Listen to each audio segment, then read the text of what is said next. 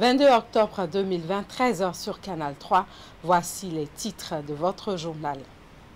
Lancement du projet Ma Voix Compte, c'est une initiative du réseau des organisations de jeunesse pour le développement local et la coopération décentralisée. Leur ambition, œuvrer pour le bon déroulement de l'élection présidentielle prévue pour avril 2021 au Bénin. À suivre également dans ce journal le message du ministre de l'Énergie. C'est à l'occasion de la Journée mondiale de l'énergie célébrée le 22 octobre de chaque année. Atelier de mobilisation et de plaidoyer pour la mise en œuvre de l'initiative Financement double contrepartie. Il s'agit d'un projet du ministère de la Santé soutenu par le Fonds des Nations Unies pour la population. Objectif, réfléchir sur les stratégies de mobilisation des ressources domestiques en faveur de la planification familiale au Bénin. Voilà pour le sommaire. Bienvenue. Merci de nous suivre. Des jeunes se portent volontaires pour travailler pour le bon déroulement de l'élection présidentielle qui aura lieu en avril 2021. Ils sont organisés au sein du réseau des organisations de jeunesse pour le développement local et la coopération décentralisée. Pour des actions efficaces, ces jeunes ont lancé le projet Ma Voix Compte. Des précisions dans ce reportage signé Asiongo Kanya Siombo et Moufid Sabour. Pour la présidentielle d'avril 2021, le taux de participation doit être élevé et donc Ma Voix Compte. C'est le projet lancé le mercredi 21 octobre par le réseau des organisations de jeunesse pour le développement local et la coopération décentralisée.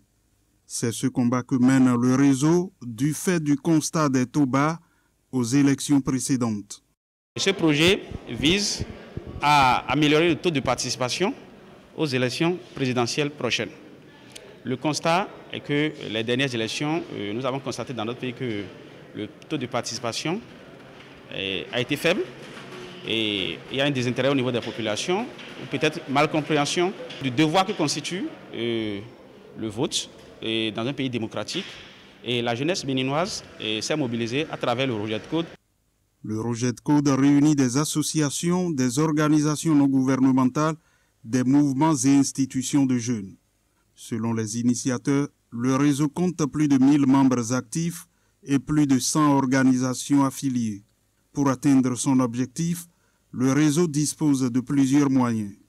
Donc, le Rejet Code entend s'appuyer sur son large réseau pour faire de la sensibilisation d'abord à travers les médias et la sensibilisation dans diverses langues auprès des populations, pour les inviter à retirer les cartes d'électeurs, les inviter à sortir pour aller voter massivement. Et donc, il y aura des sensibilisations également de proximité. La troisième phase du projet consistera à faire l'observation des élections. Et donc, après avoir mené toutes ces actions de sensibilisation, le Rejet Code entend demander les accréditations auprès des instances habilitées pour faire l'observation des élections en vue de contribuer à la transparence et la crédibilité des élections dans notre pays. Le réseau fonctionne avec ses propres moyens. Toutefois, il sollicite les apports des partenaires techniques et financiers pour la suite du processus. Et l'élection présidentielle est donc prévue pour avril 2021 et les personnes régulièrement inscrites sur la liste électorale pourront prendre part au scrutin. L'heure est à l'actualisation de cette liste et le Conseil d'orientation et de supervision de la liste électorale permanente informatisée a procédé à l'installation de son cadre de concertation. C'était hier à Cotonou. Suivez. Pour aider et appuyer le Conseil d'orientation et de supervision de la liste électorale permanente informatisée dans l'actualisation du fichier électoral national, les membres du cadre de concertation ont été installés le mercredi 21 octobre. L'actualisation du fichier électoral national étant une activité sensible et délicate, un tel creuset s'avère important pour jouer plusieurs rôles. Ce cadre aura pour responsabilité de servir de creuset d'échange, de partage, de conseil et d'appui.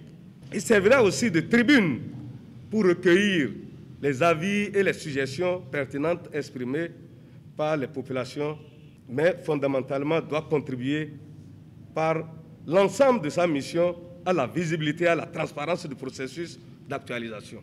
Les différents et autres contentieux éventuels devraient être soumis à l'examen de ce cadre. Bref, le cadre de concertation et de facilitation doit œuvrer à garantir la quiétude, la fiabilité du processus d'actualisation du fichier électoral national 2020-2021.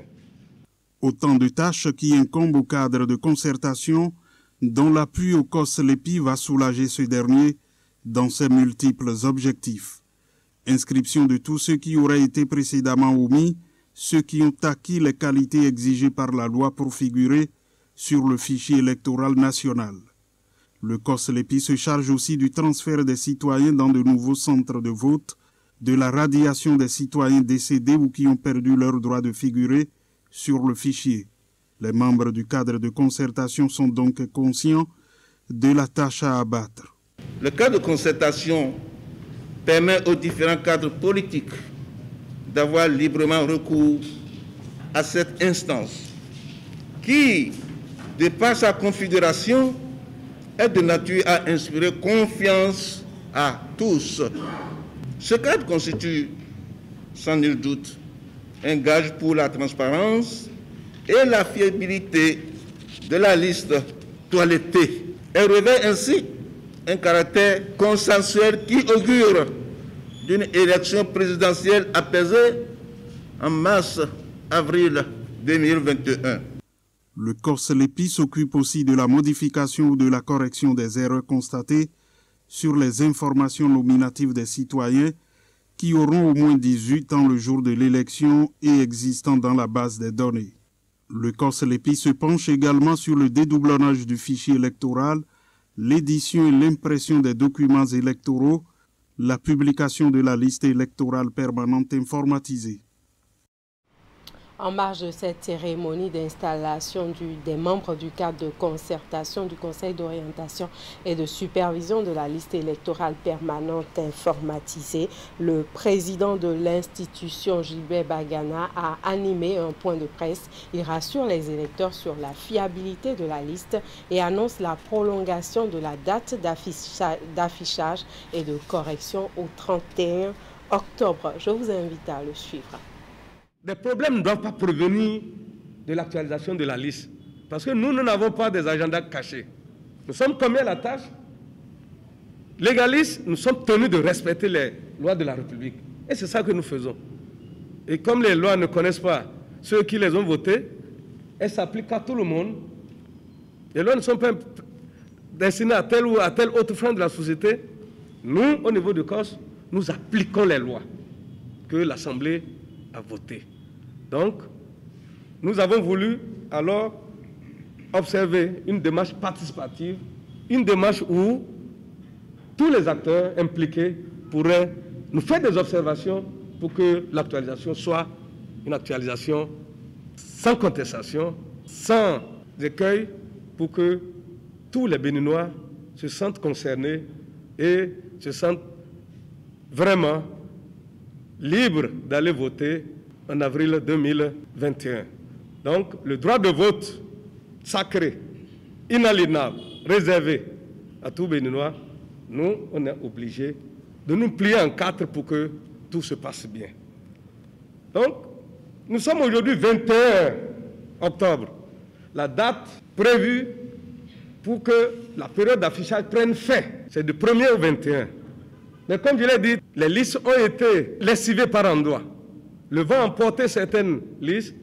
Nous avons décidé, au cours de la plénière du mardi 20 octobre, de la prorogation de la période d'affichage jusqu'au 31 octobre 2020. Que tout le monde entende. Qu'on ne dise pas, ils ont prorogé, personne n'est informé. Donc, la période d'affichage est prorogée jusqu'au 31 octobre 2020. Elles ont encore 10 jours, et après ces 10 jours, nous pensons que cette période prendra fin. Ils ne diront pas, les citoyens ne diront pas qu'ils n'ont pas eu le temps nécessaire.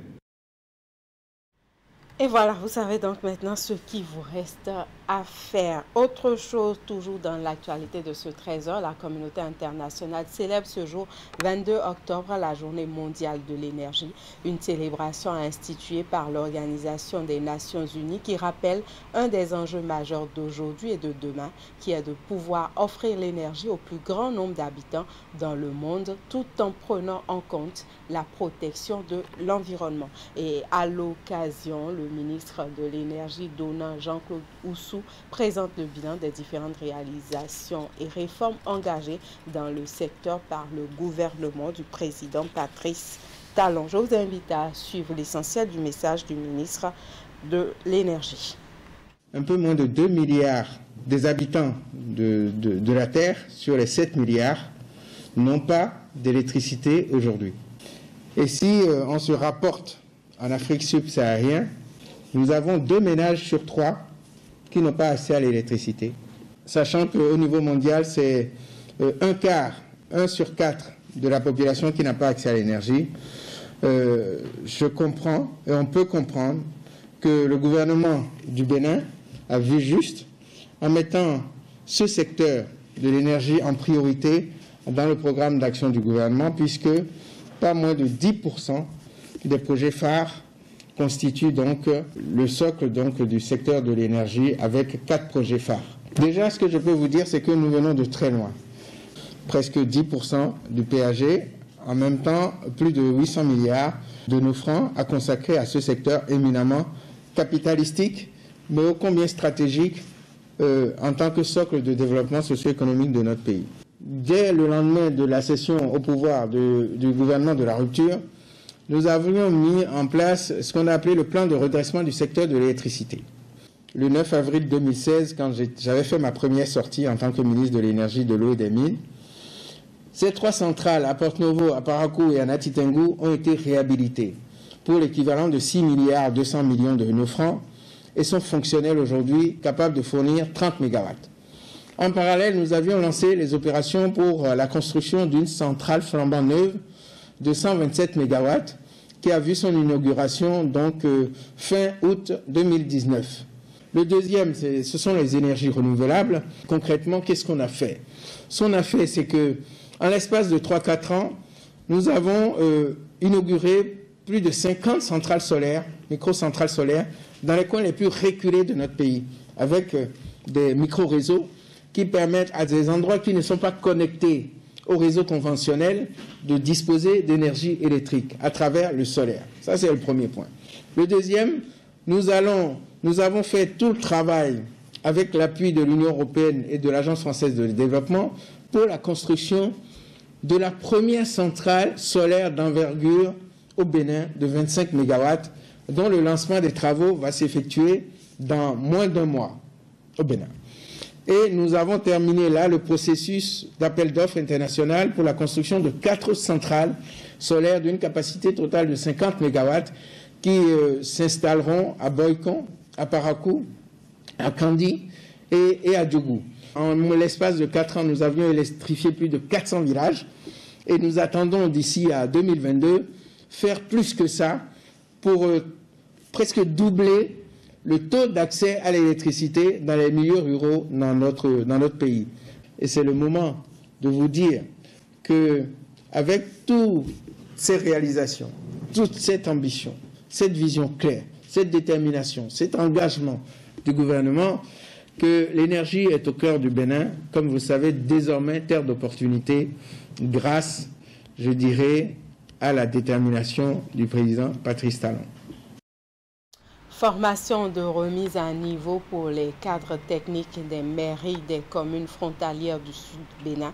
Au menu des échanges, la maîtrise d'ouvrage communal et la maîtrise des opérations d'aménagement. L'initiative est à mettre à l'actif de l'Agence béninoise de gestion intégrée des espaces frontaliers. Retour sur la cérémonie d'ouverture avec Geoffroy Messon. Voici des cadres techniques en charge des questions foncières dans des administrations de certains hôtels de ville du Bénin. Venus précisément des communes frontalières du sud du Bénin et sont à l'hôtel Bel Azur de Grand Popo, à environ 80 km de Cotonou. Sous la coupe de l'Agence béninoise de gestion intégrée des espaces frontaliers, ABGF, ces cadres sont en formation. Une formation de renforcement de capacité sur la maîtrise d'ouvrage communal et la maîtrise des opérations d'aménagement foncier. L'Agence béninoise de gestion intégrée des espaces frontaliers, ABGF, a toujours accompagné et appuyé depuis plusieurs années les communes frontalières à l'effet d'améliorer les conditions de vie des populations frontalières. Aujourd'hui, c'est le tour des cadres des mairies des communes frontalières. Le présent atelier constitue un avantage indéniable pour les cadres ici présents pour leur permettre d'accomplir facilement leur mission au profit des populations. En initiant cette formation de 2 jours, l'ABGF veut partager avec les techniciens des communes frontalières du Bénin les enjeux et défis liés à la maîtrise d'ouvrage communale. Les travaux permettront un rappel des objectifs et principes de base de la réforme de l'administration territoriale au Bénin et la notion de maîtrise d'ouvrage communale. In fine, les participants devront connaître les différents modes opératoires de maîtrise d'ouvrage dans la réalisation des infrastructures communales ainsi que les différents aspects de l'exercice de la maîtrise d'ouvrage des opérations d'aménagement foncier. Ça signifie quoi? Ça veut dire qu'il devient important pour vous de penser sincèrement au développement de ces zones-là. Et pour le faire, il faut plus de précision, plus de rigueur dans la maîtrise d'ouvrage communale. C'est pour cela que nous pensons que cette formation doit nous permettre tout d'abord de partager les savoir-faire des uns des autres, dont le formateur ne soit là que pour vous guider, mais vous devez échanger vos expériences, lui poser les questions sur tout ce que vous avez eu comme contrainte dans l'exercice de cette fonction qui est très très difficile et lourde, et à lui de vous apporter des éléments, des apports de solutions. Ces apports de solutions qui ne seront pas forcément les bonnes, puisque vous aussi vous avez des expériences à lui, à partager avec lui. Ça lui permettrait à lui d'améliorer le document et ça permettra à vous d'échanger donc des compétences. Le même exercice sera fait dans les prochains jours à Parakou et à Savalou pour les cadres techniques des communes frontalières du nord et du centre Bénin. L'ABGF, c'est plus de 10 ans à donner le sourire aux populations frontalières. Et le préfet du département du Mono poursuit sa tournée statutaire dans les communes situées sur son territoire. Il est allé à Atiémé, occasion pour lui de s'entretenir sur les préoccupations majeures de la cité avec les membres de la conférence administrative départementale, les populations, les élus locaux et communaux. On retrouve Geoffroy Messan pour les précisions. Hôtel de ville d'Atiémé, point de chute ce lundi de la tournée statutaire entamée depuis quelques jours dans les communes du Mono par le préfet du département. Pour cette 4e étape, à l'instar des autres, il avait autour de lui et dans sa délégation des membres de son cabinet et de la conférence administrative départementale CAD. Son accueil a été assuré par le patron des lieux. Cette tournée a commencé depuis un moment où le préfet a déjà parcouru certaines communes du département. C'est l'étape de chez nous. Je voudrais lui dire que les préoccupations lui seront posées parce que lui-même sait qu'Atiémé est une commune où tout est prioritaire. Les discussions qui ont suivi ont été en langue française et dans certaines langues locales. Elles ont permis au préfet du département d'échanger avec les élus locaux et communaux, les responsables de la société civile, les sages et notables, les têtes couronnées ainsi que de simples citoyens de cette commune du sud-ouest du Bénin, frontalière avec le Togo. En prélude des échanges que nous allons avoir, je dois vous dire que mes services ont identifié certaines thématiques qui se rapportent au développement de nos localités et aussi à la gouvernance dans notre commune. Les thématiques en question sont au nombre de 4. Il s'agit des inondations cycliques dans la commune, notamment le fonctionnement des plateformes de réduction des risques de catastrophe, la mobilisation des ressources propres, l'existence et le fonctionnement des organes infracommunaux et le programme d'action du gouvernement PAG. Monsieur le préfet, je ne me vante pas, mais je peux vous dire que la commune d'Atiémé est très avancée sur ce plan. Est-ce que vous savez que chez nous, on fait le budget participatif? Le budget participatif, c'est que nous réservons 20% du budget de la commune que nous laissons à la communauté. Le maire, les conseils communaux ne s'ingèrent pas. C'est la communauté qui décide de ce que cet argent va faire. Ce n'est pas les conseillers communaux qui se réunissent pour dire « nous allons acheter ce seau, nous allons acheter cette chaise ». Mais ça vient du fond du dernier citoyen de la commune. C'est pour vous dire que la démocratie à la base, elle est bien vivace chez nous à Tiémé. L'autre chose, par rapport aux organes infracommunaux, ça se passe chez nous de manière à ce que, pour faire par exemple le PAD, c'est les CA qui réunissent les chefs de village et prennent leurs préoccupations. Et c'est tout ça que nous remontons au niveau de la mairie pour faire le plan annuel de développement de la commune. Au cours de ces échanges, j'ai pu noter que des dispositions ont été prises pour prévenir et gérer au mieux les problèmes d'inondation.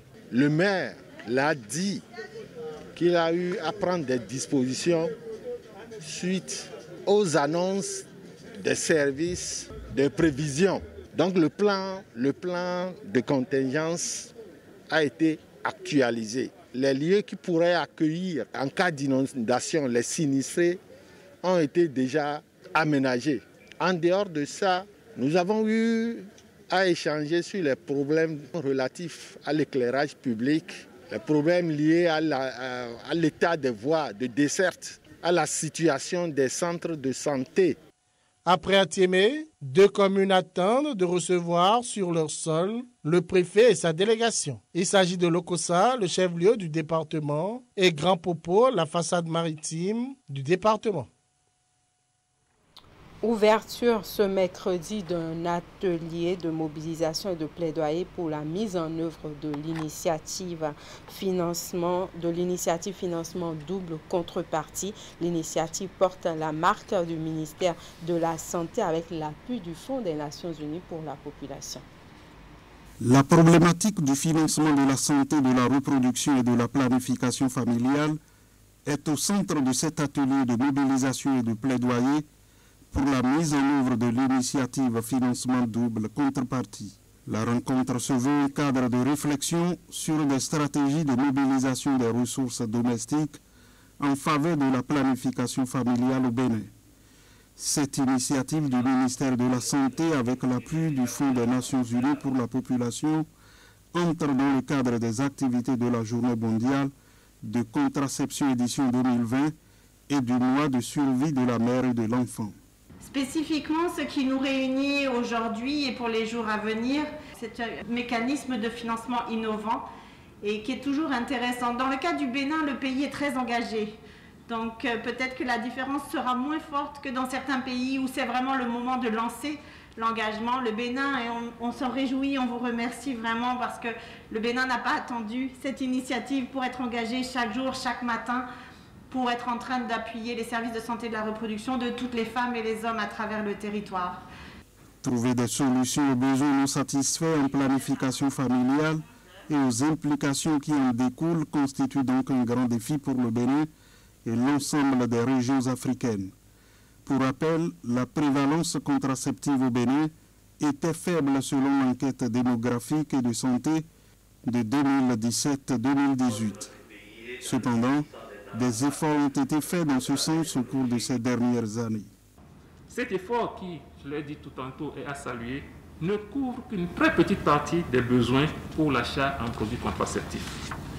Il s'avère donc non seulement nécessaire de maintenir les acquis, mais surtout de renforcer le plaidoyer afin d'augmenter la contribution de l'État pour le financement de la planification familiale en général et pour l'achat des produits contraceptifs en particulier.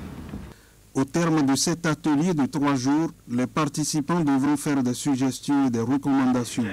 Leur mise en œuvre permettra d'améliorer les indicateurs de planification familiale pour impacter la santé et la qualité de vie des populations. Et Handicap International, en collaboration avec le ministère des Enseignements maternels et primaires, s'active pour la promotion d'une éducation plus inclusive au Bénin. C'est à travers le manuel de formation aux pratiques éducatives et pédagogiques en inclusion scolaire lancé hier à Cotonou. Le point dans ce reportage. Il n'y a pas une société isolée pour les enfants soi-disant handicapés. C'est fini les temps où les enfants handicapés sont renvoyés des écoles. Et ceci grâce à la collaboration entre Handicap International et le ministère des Enseignements maternels et primaires. De cette collaboration est né le manuel de formation pratiques éducatives et pédagogiques en inclusion scolaire. Il est dédié aux handicapés pour leur permettre d'accéder aux mêmes opportunités que les autres. La cérémonie de ce jour revêt donc un caractère très important puisqu'elle va permettre de mettre à la disposition des acteurs de l'éducation un outil susceptible de contribuer à promouvoir l'éducation inclusive au Bénin. Ce manuel présente donc une variété d'outils techniques pour la tenue d'une classe ordinaire composée d'apprenants handicapés et non handicapés. Il est également un outil au service des encadreurs pédagogiques pour l'animation des unités pédagogiques. Tous les partenaires techniques et financiers ici présents, ainsi que les organisations locales de mise en œuvre, unies aux personnes handicapées de notre pays, vous saluent et vous remercient en vous demandant de bien vouloir faire encore un pas en intégrant ce manuel au niveau des curricula de formation, au niveau des ENI, afin que tous les enseignants soient formés à cette approche. Faisant suite au plaidoyer des différents partenaires pour son introduction dans la formation initiale des enseignants, ce manuel disponible en tome 1 et 2 s'inscrit dans le cadre de la mise en œuvre du projet éducation inclusive initié par Handicap International qui est à sa deuxième phase. Ma présence à cette cérémonie traduit l'engagement et le soutien du sous-secteur des enseignements maternels primaires à ce défi que représente l'éducation inclusive pour notre système éducatif. C'est pourquoi je voudrais saluer particulièrement le leadership de Handicap International et des acteurs locaux investis dans l'éducation inclusive aux côtés du MAMP pour une meilleure inclusion des enfants handicapés dans le système éducatif béninois. À l'occasion, une brève présentation du contenu du manuel a été faite. La cérémonie a pris fin par la remise des matériels pédagogiques et ludiques aux représentants des écoles partenaires du projet éducation inclusive pour leur permettre d'améliorer l'apprentissage aux apprenants handicapés et non handicapés. Pour finir maintenant, le Festival international des familles démarre demain, vendredi 23 octobre à Cotonou. C'est une initiative de l'organisation non gouvernementale Love Power, l'éthique de l'amour, qui va mettre en exergue les valeurs familiales. C'est la 3e édition de l'événement, prévu pour réunir plusieurs participants du Bénin et d'ailleurs. Pour mieux comprendre de quoi il s'agit, je vous invite à suivre le président de l'ONG Love Power. On a commencé depuis 2018. Chaque année, on a pu faire une édition juste là. Et un peu à l'image de notre pays qui n'a pas arrêté de vivre à cause de Covid-19. Alors nous nous sommes aussi défiés de ne pas arrêter de fonctionner, de ne pas arrêter d'interagir avec la communauté et nos partenaires sociaux ou d'autres, par rapport à notre mission, à savoir la promotion des valeurs familiales et de l'éthique de l'amour. Et donc c'est à ce titre que nous organisons le Festival 3e édition, mais totalement en ligne. Et même en 3D, ce qui est une première en Afrique, parce qu'on a eu l'occasion d'avoir un partenariat opérationnel pour ça, et une plateforme qui nous permettra de faire vraiment l'événement totalement en ligne. Et donc le creuset est créé pour que tous ceux qui parlent famille, tous ceux qui parlent amour, au sens des valeurs, puissent se joindre à nous pour, disons, à la fois célébrer la famille, mais aussi discuter des défis et des difficultés qui lui sont soumises et pour lesquelles nous pouvons ensemble trouver des solutions. C'est un festival qui a une grande composante salon du mariage, qui présente donc tout ce qui est industrie du mariage, et une autre composante qui se rapporte aux formations, aux conférences, toutes choses que l'esprit, c'est-à-dire qui ressort de ce qu'on appelle la nourriture de l'esprit, en termes de formation, conférences et assimilés. Et donc, il y a même, bien qu'on soit en ligne, il est prévu qu'il y ait d'autres sections, petites sections pour animer, pour, disons, donner plus d'engouement, plus de, je vais dire, plus de bonheur à toutes les couches de la formation. Les enfants sont concernés, les plus grands sont concernés et les couples, les parents sont concernés par l'événement. Pour ce qui concerne les stands d'exposition, ça va être conçu pour que les visiteurs, les festivaliers interagissent avec les tenanciers de stands, soit à travers des produits automatisés, soit à travers des chats d'interaction, toutes choses qui permettent de faire connaître ce qu'il y a dans le stand et donc d'interagir avec le potentiel client, soit pour acheter directement, parce que c'est possible, soit pour, disons, faire un point de son carnet d'adresse pour des besoins ultérieurs. Ça, c'est pour le côté salon du mariage. Et donc, dans le même cadre où, justement, des exposants se positionnent, il y a aussi la visibilité que ceux qui veulent, disons, que les visiteurs juste fassent attention à leur existence dans un domaine d'activité, ils pourront profiter de ce même espace-là. Et le second qui concerne les formations et assimilés, ça se fait à travers beaucoup de plateformes de streaming pour pouvoir, disons, réunir un certain nombre de personnes intéressées. On a déjà ouvert en fait des inscriptions en ligne, les gens sont en train de s'inscrire suffisamment déjà. Et donc, à travers des plateformes de streaming, on pourra faire et les formations et les conférences. Donc, essentiellement, ça va être en ligne. Et pour faciliter la tâche aux festivaliers, évidemment, on a négocié des bandes qui permettent, avec une toute petite connexion, avec 150 francs de mots, vous pouvez vraiment suivre plusieurs activités dans le cadre du festival. Donc, tout est mis en place pour que même la technologie nous facilite la tâche. Le téléphone, c'est 62 40 0000 ou le 63 90 0000. Et le site, c'est Univers Love Power, univers-de-6 Love Power. Et ils auront toutes les informations possibles. Le programme même est déjà sur le site. Et voilà, c'est la fin de ce journal. Toute l'équipe de préparation, de présentation et de réalisation vous remercie pour votre attention. Restez fidèles à la suite de nos programmes sur Canal 3 Bénin.